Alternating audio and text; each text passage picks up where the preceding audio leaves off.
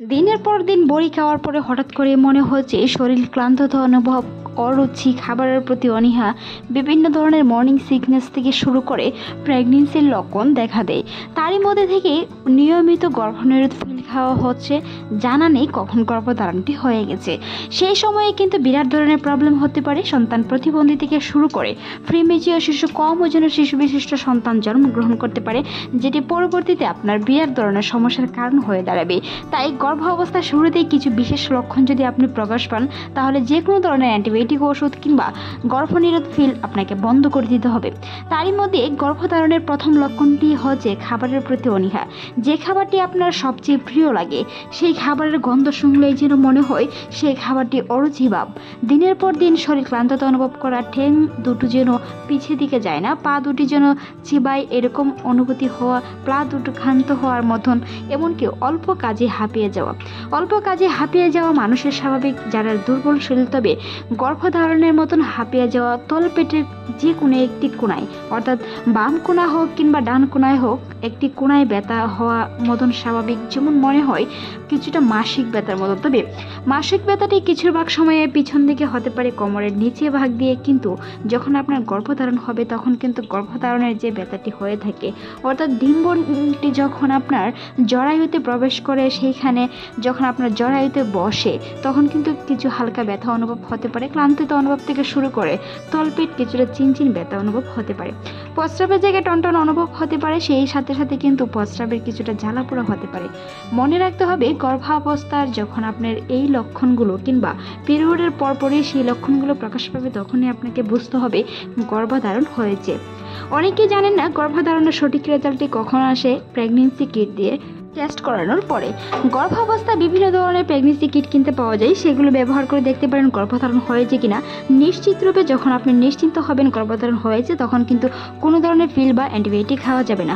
মনে রাখতে হবে, গর্ভনিরোধ পিল খাওয়ার ফাঁকেও কিন্তু বা মাঝেও কিন্তু গর্ভধারণ হতে পারে। বেশিরভাগ সময় নারীদের এরকম হয়ে থাকে। তবে কিছুটা সময় যদি আপনার গর্ভনিরোধের যে পিল রয়েছে তার মেয়াদ শেষ হয়ে যায় বা বিভিন্ন ধরনের সমস্যার সম্মুখীন হয়ে কিন্তু গর্ভধারণ হয়ে যায়, তাই সেই বিষয়গুলো বা সেই লক্ষণগুলো দেখলে অবশ্যই সেই সময় আপনাকে সতর্কতা অবলম্বন করতে হবে। ঘুম ঘুম ভাব অনুভূতি হওয়ার সাথে সাথে নিজের ক্লান্ততা অনুভব হওয়া, সেই সাথে সাথে প্রচুর পরিমাণে মর্নিং সিকনেস দেখা দেওয়া, সকাল হলে বমি বমি ভাব হওয়ার মতন কিছুটা, তবে বমি কিছুটা কম হয়। যখন আপনার গর্ভধারণ হবে, প্রথমে 1 মাসের মতো বা 2 মাসের মতো বমি কিছুটা বেশি হতে পারে, তবে তারপর থেকে বমি কিছুটা কম হয়ে থাকে। তবে মনে রাখতে হবে, গর্ভধারণের পরপরই, অর্থাৎ যখন আপনার প্রেগনেন্সি কিট দিয়ে টেস্ট করার আগেই কিন্তু বমি হয়ে যাবে এরকম কোনো বিষয় নেই। শরীর ক্লান্ততা অনুভব হয়ে বমি বমি ভাব হতে পারে, তখন আপনাকে বুঝতে হবে গর্ভধারণটি হয়েছে। সেই সাথে সাথে বিশেষজ্ঞের সাথে পরামর্শ করতে হবে, রক্তের গ্রুপ জানতে হবে, রক্তের পরীক্ষা করে দেখতে হবে আপনার সন্তান কনসিভ হয়েছে কিনা। যদি আপনার প্রেগনেন্সি কিটের মাধ্যমে না আসে, ব্লাড পরীক্ষা করে দেখতে পারেন, পজিটিভ কিংবা নেগেটিভ। মনে রাখতে হবে, অন্ততপক্ষে মাসিক ডেট, পরবর্তী মাসিক ডেটটি যাওয়ার অন্ততপক্ষে 15 থেকে 1 সপ্তাহ পরে টেস্ট করে দেখতে পারেন রেজাল্টটা পজিটিভ না নেগেটিভ। মনে রাখতে হবে, সেই লক্ষণগুলোর মধ্যে যে কোনো একটি লক্ষণ প্রকাশ পেলে অবশ্যই আপনাকে নিশ্চিতভাবে জানতে হবে গর্ভধারণ হয়েছে। বেশিরভাগ সময়ে অন্যান্য নারীদের ক্ষেত্রে পিরিয়ডের আগে কোমর কিছুটা ব্যথা হয়ে থাকে, তবে পিরিয়ডের অন্ততপক্ষে 1 সপ্তাহ আগে এই লক্ষণগুলো প্রকাশ পেয়ে থাকে। পিরিয়ডের ডেট মিস করা যাবে না। পিরিয়ডের ডেট মনে রাখতে হবে, তার আগে যদি এরকম লক্ষণ প্রকাশ পায়, কোনো ধরনের ছেক নিতে যাবে না। কারণ শুক্রাণু যখন ডিম্বাণুকে নিষিদ্ধ করা, জরায়ুতে বসা মাত্র যদি কোনো ধরনের গরম ছেক অনুভূতি হয়ে থাকে, তাহলে কিন্তু সেই প্রেগনেন্সিটি নষ্ট হয়ে যেতে পারে। মনে রাখবেন, সেই প্রেগনেন্সি নষ্ট না হলেও কিন্তু সন্তান প্রতিবন্ধী হতে পারে, বিভিন্ন ধরনের সমস্যায় পরবর্তীতে পড়তে পারেন। তাই সেই বিষয়গুলো বা সেই লক্ষণগুলো অবশ্যই খেয়াল রাখতে হবে।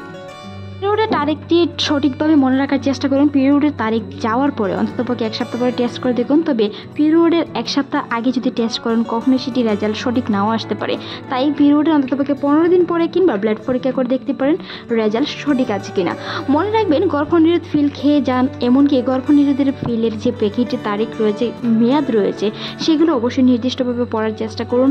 গর্ভনিরোধ এড়াতে অবশ্যই বিভিন্ন ধরনের গর্ভনিরোধ পিল পাওয়া যায়, বা আমাদের চ্যানেলে অসংখ্য ভিডিও আছে, চাইলে ভিজিট করে আসতে পারেন।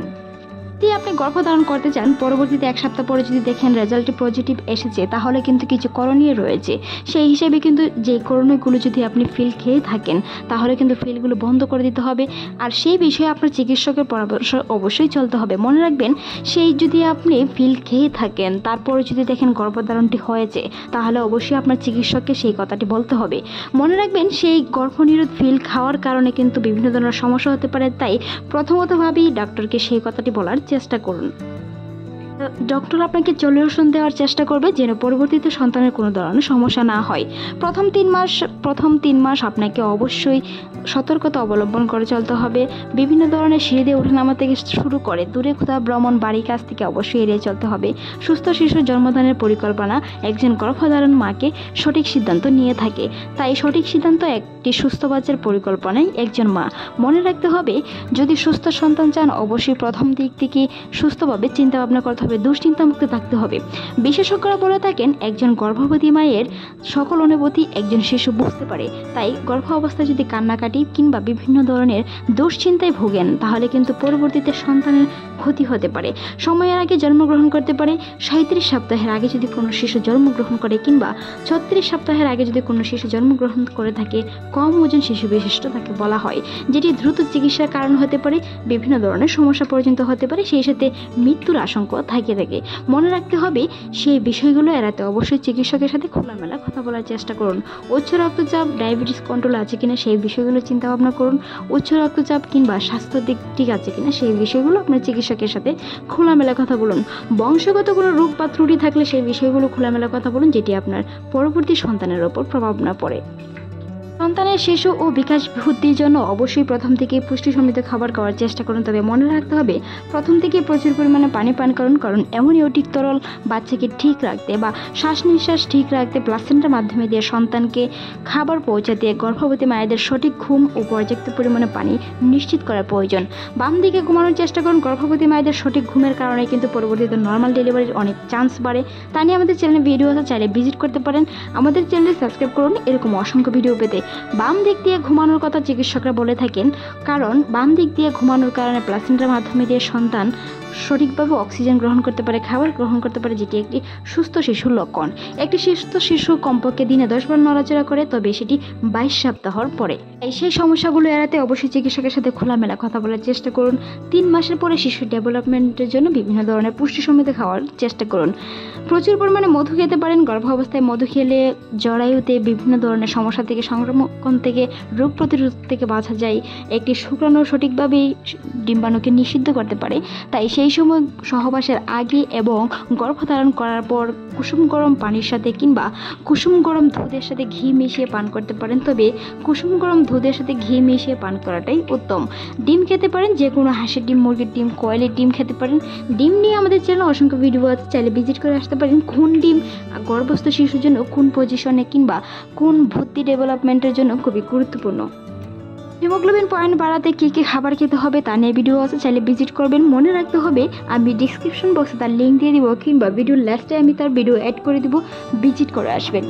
প্রচুর পরিমাণ শুক্রাণুর সাথে যুদ্ধ করে ছেলে হবে না মেয়ে হবে অনেকে জিজ্ঞেস করে থাকেন, তা নিয়ে আমাদের চ্যানেলে ভিডিও আছে, ভিজিট করবেন। তবে একটি পুরুষের শুক্রাণুর উপর ছেলে বা মেয়ে নির্ভর করে থাকে।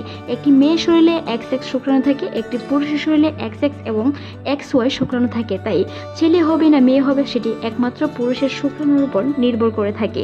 যদি আপনি ওভুলেশনের দিন সহবাস করতে পারেন, তবে সেটি ছেলে সন্তান হওয়ার সম্ভাবনা থেকে যায়, বিশেষজ্ঞরা সেটি বলে থাকে। তবে তার সর্বাধিক বা তার কোনো বিশেষত্ব প্রমাণ পাওয়া যায়নি।